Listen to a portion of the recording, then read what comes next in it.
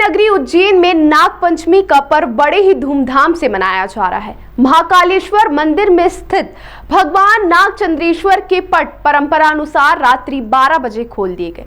भगवान नागचंद्रेश्वर के पूजन के बाद मंदिर में रात से ही श्रद्धालु दर्शन कर रहे हैं।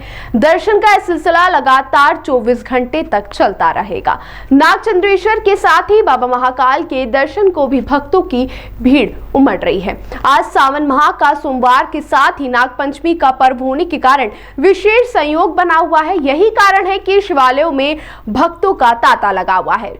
विश्व प्रसिद्ध महाकालेश्वर मंदिर में नाग पंचमी पर भगवान नागचंद्रेश्वर के दर्शन की महत्ता है। यहाँ महाकाल मंदिर के शीर्ष पर भगवान नागचंद्रेश्वर का अति प्राचीन मंदिर स्थापित है। इस मंदिर में नाग पर विराजित शिव पार्वती की अति दुर्बल मूर्ति है। मान्यता है कि मंदिर में नागचंद्रेश्वर की प्रतिमा के दर्शन और पूजन से शिव पार्वती दोनों ही प्रसन्न होते हैं, साथ ही सर्प भय से भी मुक्ति मिलती है। नाग पंचमी पर नाग को दूध पिलाने की भी परंपरा है, इसीलिए श्रद्धालु यहाँ नाग की प्रतिमा पर दूध चढ़ा रहे हैं। उज्जैन का नागचंद्रेश्वर मंदिर में स्थित मूर्ति 11वीं शताब्दी के परमार काल की है। नागचंद्रेश्वर मंदिर में स्थापित प्रतिमा में शेषनाग की सैया पर भगवान शिव तथा पार्वती के साथ भगवान गणेश और कार्तिक भी विराजित हैं। बताया जाता है कि यह प्रतिमा नेपाल से लाई गई थी। भगवान नागचंद्रेश्वर के दर्शन के लिए प्रशासन ने माकूल इंतजाम किए हैं।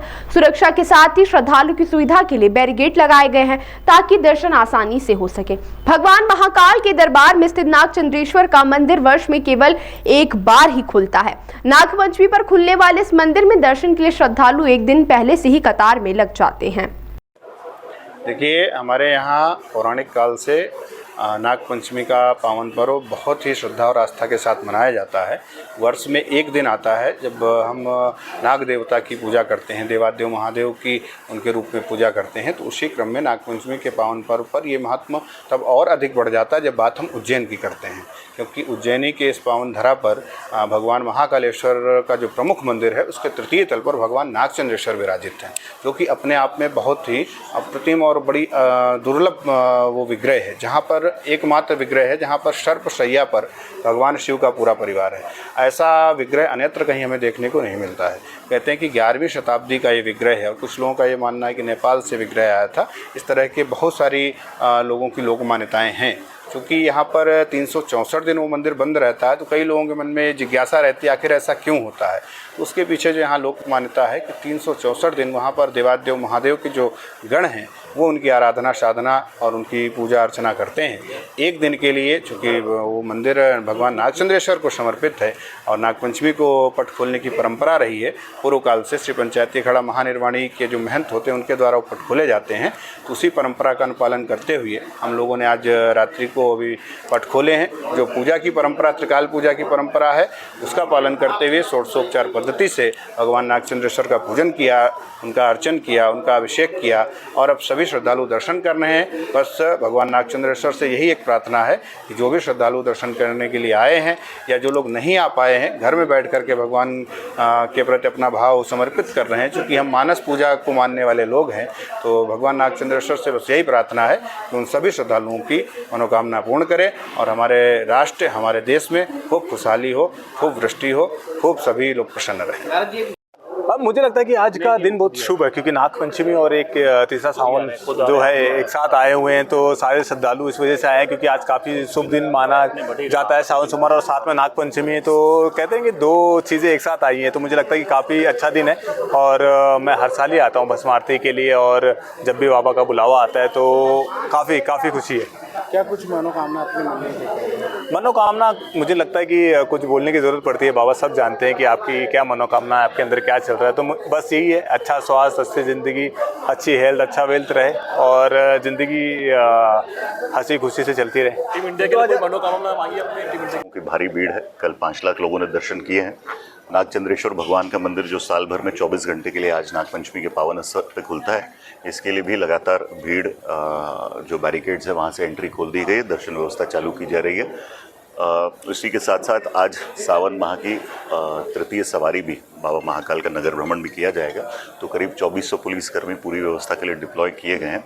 इसके अलावा 200 सीसीटीवी कैमरा भी लगाए गए हैं। ये सभी 2400 पुलिसकर्मी और मेरे साथी 36 घंटे तक अनवरत ड्यूटी करेंगे।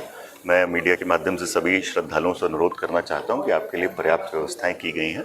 महाकाल मंदिर की दर्शन व्यवस्था इंटरप्रिटेशन अन्य क्षेत्र से चालू होगी और बाबा नागचंद्रेश्वर भगवान की दर्शन व्यवस्था कर्कराज पार्किंग से चालू होगी। कितने बजे पट खुले और किस तरह का खुले?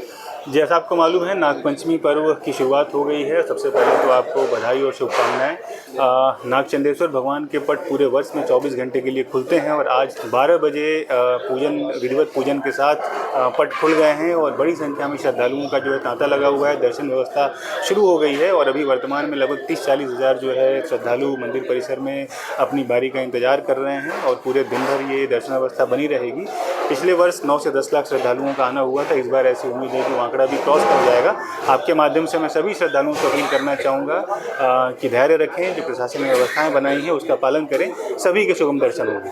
सर, कहाँ से लोगों को एंट्री मिल रही है और कहाँ से एग्जिट किया? देखिए, कर्कराज पार्किंग से श्रद्धालुओं की एंट्री है। उसके बाद 4 धाम पे होल्डअप एरिया बना है। उसके बाद शेर तिराहा से बड़ा गणेश होते हुए मंदिर परिसर में प्रवेश है और विश्राम धाम के माध्यम से नागचंद्रेश्वर भगवान के दर्शन हो रहे हैं और उसके बाद उसी मार्ग से वापसी है। महाकाल बाबा की अलग से क्या व्यवस्था? जी, निश्चित रूप से जैसा आपको मालूम है कि नागपंचमी सोमवार के दिन है, तो सोमवार को बाबा महाकाल की दर्शन के लिए भी बड़ी संख्या में श्रद्धालुओं का आना है।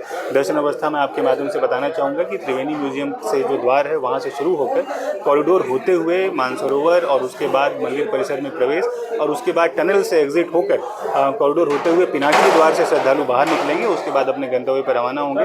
साथ ही साथ आज बाबा महाकाल की तीसरी सवारी भी निकलेगी और सवारी की जो व्यवस्था है वो आपको मालूम है। सवारी भी अपने समय पर 4 बजे मंदिर परिसर से बाबा महाकाल की सवारी निकलेगी और ये जो 3 बड़ी व्यवस्थाएं हैं, प्रशासन की पूरी तैयारी। आपके माध्यम से मैं पुनः अपील करना चाहूँगा, जो व्यवस्था बनाई गई है सभी उसका पालन करें, सभी के शुभ दर्शन हों। ये हमारा सौभाग्य है और हम सब मालवा वासियों के लिए, मालवा निमाड़ वासियों के लिए भी सौभाग्य की बात है कि हमारे यहाँ 2 ज्योतिर्लिंग है, ओंकारेश्वर भी है, एक महाकालेश्वर भी है और सावन के महीने में तो दोनों ही मंदिरों में जाना अपने आप में भाग्यशाली लोग ही जा सकते हैं। महाकाल की बड़ी कृपा है सब पर। हम तो हमेशा प्रार्थना करते हैं कि महाकाल भगवान सारे विश्व में शांति हो और प्रदेश और देश में प्रगति हो और इसलिए अच्छी व्यवस्था है प्रशासन की भी दर्शन कराने के लिए। पब्लिक भी खुश है, किसी को नाराजगी नहीं। ये बात सही है कि थोड़ा सा इंतजार करना पड़ेगा। आज भीड़ मेरा ख्याल है बहुत ज्यादा ही है और इसलिए मैं रास्ते पर आ रहा था तो काफी वहाँ इधर आ रहे हैं। तो आज नागचंद्रेश्वर भगवान का भी दिन है और सोमवार में थोड़ी भीड़ ज्यादा, तो सबको सब्र करें, दर्शन सबको मिलेंगे। प्रशासन ने व्यवस्था बहुत अच्छी है। सियासत कैसा नजारा एक बार दिखाई दे रहा है? निश्चित रूप से आज तो अद्भुत भक्त है यहाँ पर और मुझे लगता है कि इस पूरे सावन के महीने का सबसे आज भीड़ भरा सोमवार है, ऐसा मुझे लगता है। सर, एक छोटा सा राजनीतिक सवाल है। राहुल गांधी, सोनिया गांधी और खड़गे ने जो वंदे मातरम का अपमान किया, उसको लेकर क्या कहेंगे? देखिए, सोनिया जी ने जिस तरीके से पूरा वीडियो हमने देखा है, मुझे लगता है कि उससे उनको देश से प्रेम है कि नहीं पता नहीं। एक प्रश्न चिन्ह खड़ा हो गया। तो जिस वंदे मातरम का गीत गाकर हमारे क्रांतिकारियों ने देश को आज़ादी दिलाई, उस वंदे मातरम का अपमान करना कहीं से भी उचित नहीं है और